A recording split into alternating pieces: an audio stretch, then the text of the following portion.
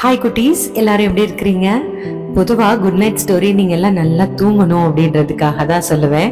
ஆனால் இன்னைக்கு good night story நீங்கள் சிந்திக்கணும், யோசிக்கணும் அப்படின்றதுக்காக சொல்ல போகிறேன்.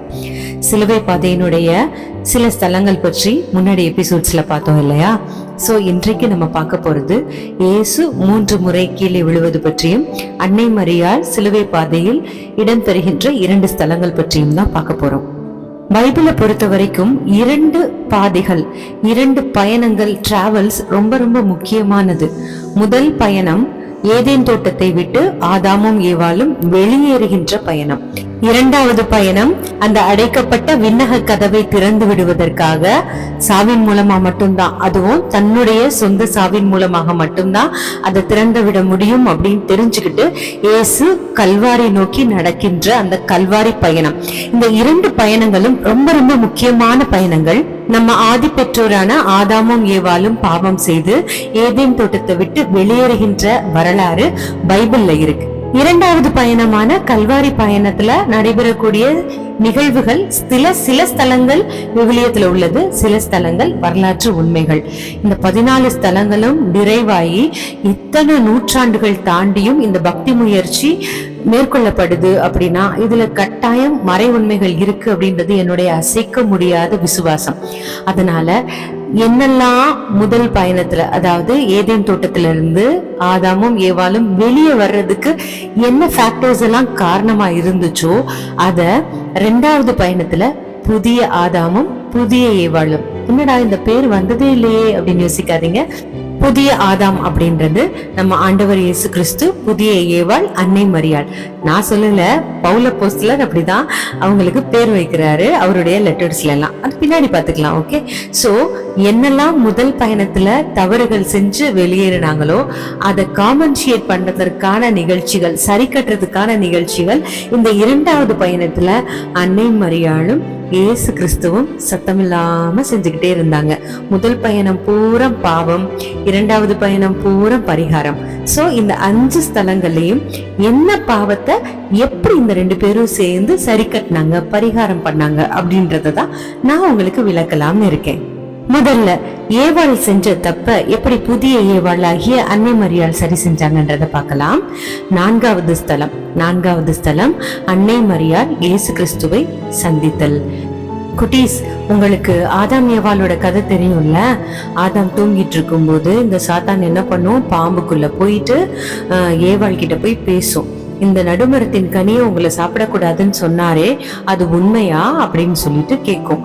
ஆமா, இந்த நடுவுல இருக்கிற கனியை நாங்க சாப்பிடக்கூடாதுன்னு கடவுள் சொல்லியிருக்காரு, மற்ற எல்லாத்தையும் நாங்க சாப்பிட்டுக்கலாம், என்ஜாய் பண்ணிக்கலாம் அப்படின்னு ஏவாள் ரொம்ப பெருமையா சொல்லுவாங்க. ஏன் இந்த நடுமரத்து கனியை சாப்பிடக்கூடாதுன்னு கடவுள் சொன்னாரு? ஏன்னா இதை நீங்க சாப்பிட்டீங்கன்னா கடவுள் மாதிரி ஆயிடுவீங்க, அதனாலதான் நீங்க இதை சாப்பிடக்கூடாதுன்னு கடவுள் சொல்லியிருக்கிறாருன்னு ஏவாள் கிட்ட ஒரு பிட்ட போடுது இந்த பாம்பு. உடனே ஏவாள் அந்த கனிய பாக்குறாங்க. அந்த கனியை பார்த்த உடனே ஏவாளுக்கு என்ன தோணுது தெரியுமா? ஆதியாகமத்துல எடுத்து நீங்க வாசிச்சு பார்க்கணும். அது கண்களுக்கு களிப்பூட்டுவதாகவும் அறிவு பெறுவதற்கு உகந்ததாகவும் ஏவாளுக்கு தெரிஞ்சுதான். அது எப்படிங்க, ஒரு ஃப்ரூட்டை பார்த்த உடனே அது கண்களுக்கு ஓகே களிப்பூட்டுது, அறிவு பெறுவதற்கு உகந்ததுன்னு எப்படி தெரியும்? சாப்பிட்டு பார்த்தா தானே அதுல என்ன சத்து இருக்கு, டேஸ்ட் இருக்குன்றது நமக்கு தெரியும் இல்லையா? ஆனா பார்த்த உடனே அது அழகா அறிவு பெறுவதற்கு ஏற்றதா ஏவாளுக்கு தெரிஞ்சதா. சோ கண்களின் வழியாக ஏவாள் தவறுகிறாள். ஏவாள் தவறுனதோட அந்த பழத்தை எடுத்துட்டு போய் தன் கணவனாகிய ஆதாமுக்கும் கொடுத்து சாப்பிட வைக்கிறாள். சோ முதல்ல பாவம் நுழைந்த வழி கண்கள் வழியாக ஏவாள் தவறுகிறாள். அந்த நடுமரத்தின் கனியை புசிக்கலான் முடிவு பண்றா. விவிலிய மேற்கோள்களின்படி நடுமரத்தின் கனி வேற யாரும் கிடையாது, ஜீசஸ் கிரைஸ்ட். அந்த நடுமரத்தினுடைய கனிய இப்ப புதிய ஏவாளா இருக்கின்ற அன்னை மரியாள் பார்க்கிறார். நடுமரத்தின் கனியை பழைய ஏவாள் பார்த்து பாவம் செய்தாள். ஆனா இந்த நடுமரத்தின் கனியை புதிய ஏவாள் பார்த்து உறுதியூட்டுகிறாள். அன்னை மரியாள் இந்த இயேசு கிறிஸ்துவ கண்களாலேயே பார்த்து உறுதி கொடுக்கறாங்க. இதுக்காக தான் நான் உன்னை பெத்தேன், இதுக்காக தான் இத்தனை வருஷம் வளர்த்தேன், இதுதான் கடவுளுடைய சித்தம், திருவுளம், இதுக்கு நம்ம அடிப்பணியணும், கீழ்ப்படியணும் அப்படின்ற ஒரு வார்த்தை இல்லாத ஒரு உறுதி பரிமாற்றம் அன்னை மரியாளுக்கும் ஜீசஸ் கிரைஸ்டுக்கும் இடையில நடக்குது. பார்வையிலேயே மரியாள் இயேசுவுக்கு உறுதி தர்றாங்க. ஆனா பழைய ஏற்பாடுல ஏவாள் ஆதாமோட உறுதியை குலைக்கிறாங்க. சோ அந்த தவிர நம்முடைய புதிய ஏவாளா இருக்கின்ற அன்னை மரியாள் இந்த 4வது ஸ்தலத்துல சரி செய்யறாங்க. அடுத்தது ஜீசஸ் 3 முறை கீழே விழுகிறத பற்றி பார்க்கலாம். 3 அப்படின்றது விவிலியத்துல முழுமையை குறிக்கும் ஒரு சொல். முழுமையாக தவறினாலும் மீட்பு உண்டு, மீட்பின் பாதையில் பயணிக்க முடியும் அப்படின்ற ஒரு ஆழமான மெசேஜ கடவுள் நமக்கு அந்த 3 முறை கீழே விழுகிறத வச்சு கொடுக்கிறாரு. அது தவிர ஆதாம் 3 வழிகள்ல தவறுகிறார். 3 முக்கியமான உரிமைகளை ஆதாம் இழக்கிறாரு. ஆதாம் இழப்பதன் மூலமாக மனித குலம் முழுவதுமே அந்த உரிமையை இழந்துருது. சோ அதை மீட்டெடுப்பதற்காக அவர் 3 முறை விழுவதாக நான் நம்புறேன். லூக்கா நற்செய்தியில இயேசு முதல் முறை தன் சாவை முன்னறிவிக்கும் போது மானிட மகன் பலவாறு துன்பப்படவும் மூப்பர்கள், தலைமை குருக்கள், மறைநூல் அறிஞர்கள் ஆகியோரால் உதறி தள்ளப்பட்டு கொலை செய்யப்படவும் அப்படின்னு சொல்லியிருப்பாரு. அப்ப இவங்க எல்லாம் யாருன்னா அதிகாரம் தாங்கியவர்கள். அதிகாரம் தாங்கியவர்கள்னால தான் கொலை செய்யப்பட போவதாக இயேசு முதல் முறை தன் சாவை முன்னறிவிக்கிறார். அதிகாரம் தாங்கியவர்களால் தான் சாக போவதாக இயேசு முன்னறிவிக்கிறார். அதாவது ஆதாம் பாவம் செய்யறதுனால அனைத்தையும் ஆண்டு நடத்து அப்படின்னு சொல்லி கடவுள் தனக்கு கொடுத்த அதிகாரத்தை சாத்தான்ட்ட இழந்துடுறான். அனைத்தையும் ஆண்டு நடத்த கடவுள் கொடுத்த அதிகாரத்தை இழந்து விடுகிறதுனால அந்த அதிகாரத்தை மீட்டு எடுப்பதற்காக இயேசு தம்மையே சாவுக்கு கையளிக்கிறார். ஆதாம் அதிகாரத்தை இழந்து தவறினார். இயேசு அதிகாரத்தை மீட்கும் பொருட்டு தவறி விழுகிறார். அடுத்ததாக 7வது ஸ்தலம். 7வது ஸ்தலத்துல இயேசு 2ஆம் முறை கீழே விழுகிறார். அதே லூக்கா நற்செய்தி 9வது அதிகாரத்துல இயேசு தம் சாவை 2வது முறை முன்னறிவிக்கிறார். எப்படின்னா, நான் சொல்வதை கேட்டு மனதில் வைத்துக் கொள்ளுங்கள், மானிட மகன் மக்களின் கையில் ஒப்புவிக்கப்பட இருக்கிறார் அப்படின்னு சொல்றாரு. அதாவது முதல்ல அதிகாரத்தை இழத்தல், 2வது ஆதாம் இழப்பது கடவுளின் மகன் எனும் உரிமையை. குட்டீஸ், உங்களுக்கு தெரியுமா, டெய்லி ஏதேன் தோட்டத்துல கடவுள் வருவாரு, ஆதாமோடையும் ஏவாளோடையும் பேசிக்கிட்டே வாக்கிங் போவாங்க. அப்படி ரொம்ப ஜாலியா கடவுளோட ஒரு பயமே இல்லாம, ஐயோ கடவுளா அப்படின்ற ஒரு வியப்போ பயமோ இல்லாம அப்படியே ஜாலியா இருந்தாங்க. இது எப்படின்னா, ஒரு ராஜாவுக்கு பையனா இருந்தாங்கன்னு வச்சுக்குவோமே, ராஜாவை எல்லாரும் வியந்து பார்ப்பாங்க. ஆனா ராஜாவோட பையன் ஜாலியா இருப்பாங்க இல்லையா, அவங்க கிட்ட எந்த பயமும் இல்லாம இருப்பாங்க இல்லையா. அப்படிதான் ஆதாமும் ஏவாளும் கடவுளோட இருந்தாங்க, கடவுளோட பிள்ளைகளாக. ஆனால் பாவம் செய்து இந்த ஆதாம் கடவுளின் மகன் எனப்படும் உரிமையை இழந்து விடுகிறார்.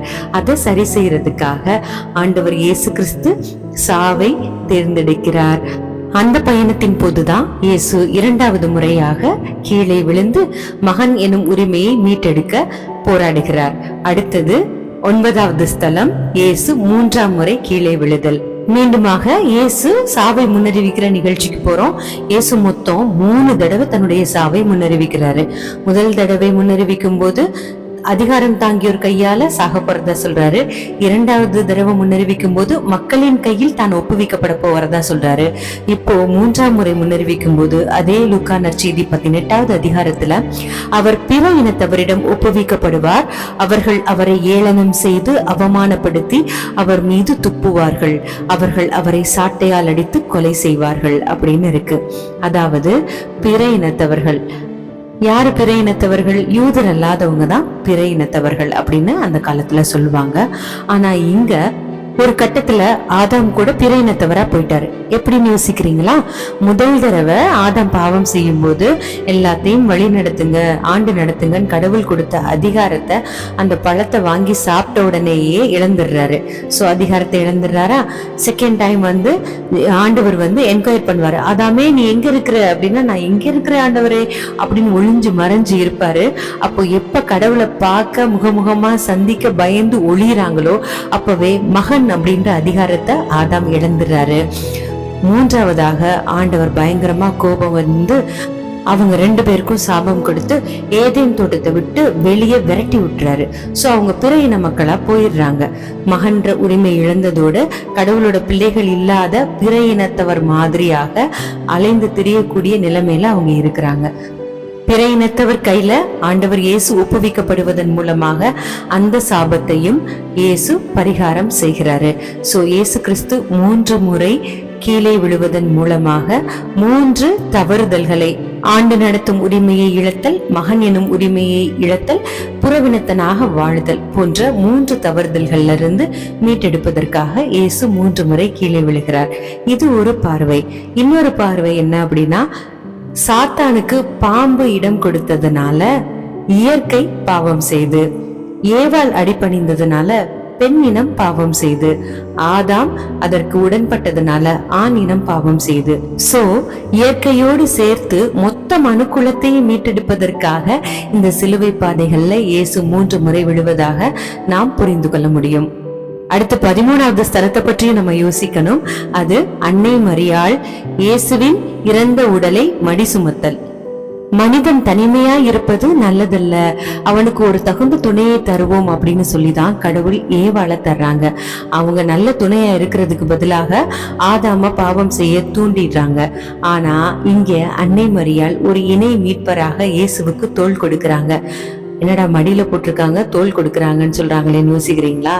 எப்படின்னா இயேசு கிறிஸ்து இறந்துடுறாரு. இறந்து 3வது நாள் உயிர் தெழுகிறாரு. இயேசு இறக்குறதுக்கு முன்னாடி 3 தடவை சாவ முன்னறிவிச்சாருல, அப்பெல்லாம் சீடர்கள் பயப்படுவாங்க. அப்போ இயேசு சொல்வாரு, நீங்க பயப்படாதீங்க, தூய ஆவியாராகி துணையாளரை நான் உங்களுக்கு தருவேன், அவர் உலகம் முடிகிற வரைக்கும் உங்க கூடவே இருந்து உங்களை பாதுகாப்பாரு அப்படின்னு நம்பிக்கை கொடுத்துக்கிட்டே இருந்தாரு. அந்த தூய ஆவியானவராம் துணையாளர் பெந்தகோஸ்தே பெருவிழாவில், அதாவது இயேசு இருந்து 50 நாள் கழிச்சுதான் அந்த பெந்தகோஸ்தே பெருவிழாவில் தூய ஆவியானவர் இறங்கி வர்றாரு. சோ அந்த 50 டேஸும் அவங்க சீடர்கள் தனியா இருக்க போறாங்க. நீங்க கேட்கலாம், எங்க அவங்க எல்லாம் தனியா இருந்தாங்க? அதான் ஏசப்பா உயிர்த்து அப்பப்ப காட்சி கொடுத்துக்கிட்டே தானே இருந்தாங்க அப்படின்னு கேட்கலாம். ஆமா, ஏசப்பா உயிர்க்கிறதுக்கு முன்னாடி 3 நாட்கள் எந்த விதமான உறுதிப்படுத்துதலும் இல்லாம நில கொலைஞ்சு போய், ஏன்னா அவங்க பெரிய ஹீரோன்னு நினைச்சிட்டு இருந்த ஒருத்தர் இப்ப கல்லறைக்குள்ள இருக்கிறாரு. சோ நில கொலைஞ்சு போய் இருந்த சமயத்துல நீங்க விளையாடும் போது கிச்சா கொடுப்பீங்கல்ல, எனக்கு பதில நீ அப்படின்னு, அது மாதிரி இயேசுவை மடி சுமப்பதன் மூலமாக ஏசப்பா மாதாவுக்கு கிச்சா கொடுத்திருக்கிறார். என்னன்னு, இந்த 3 நாட்களும் எல்லாரையும் சேகரிச்சு சேர்த்து வைங்க, அவங்களுடைய நம்பிக்கை குலைஞ்சிராம பாத்துக்கோங்க அப்படின்றதுதான் அன்னை மரியாளுக்கு கொடுக்கப்பட்ட பொறுப்பு. அதனால இயேசு கல்லறையில அடக்கம் செஞ்ச பிற்பாடு கூட அன்னை மரியாள் சிதறி ஓடின எல்லா சீடர்களையும், இயேசு சிலுவையில சாக போறாருன்னு தெரிஞ்ச உடனே யோவான் தவிர எல்லா சீடர்களும் சிதறி ஓடிடுறாங்க. அவங்க எல்லாரையும் கூட்டி சேர்த்து ஒரு ரூம்ல உட்கார வச்சு இயேசுவுக்காக காத்திருக்க சொல்லி, இயேசு உயிரோடு இருந்தப்ப என்னெல்லாம் சொன்னாரோ அதெல்லாம் நடக்கும் அப்படின்றதுக்கு நம்பிக்கையூட்டி இந்த வேலையெல்லாம் பார்க்கிற பொறுப்பு அன்னை மரியாளுக்கு இயேசு அந்த சிலுவையின் அடியில அவரோட மடியில வச்சு கொடுக்கறாங்க. அந்த பொறுப்பை ஏற்றுக்கொண்ட ஸ்தலம் தான் 13வது ஸ்தலம். மகனே அமைதியாக ஓய்ந்திரு, பாதாளத்துல இறங்கி அங்க போய் நற்செய்தி அறிவி, இங்க உன்னோட சீடர்களை நான் பாத்துக்கிறேன் அப்படின்னு சொல்லிட்டு மாதா இன்சார்ஜ் எடுத்துக்கிட்ட இடம் தான் அந்த 13வது ஸ்தலம். என்ன குட்டீஸ், 5 ஸ்தலங்கள் பற்றியும் புரிஞ்சுக்கிட்டீங்களா? ஏதோ கொஞ்சம் கொஞ்சம் புரியும், அடிக்கடி கேட்டீங்கன்னா கம்ப்ளீட்டா புரியும். அதோட பைபிள் வாசிங்க, ரொம்ப ஆழமா புரியும். Good night, God bless you.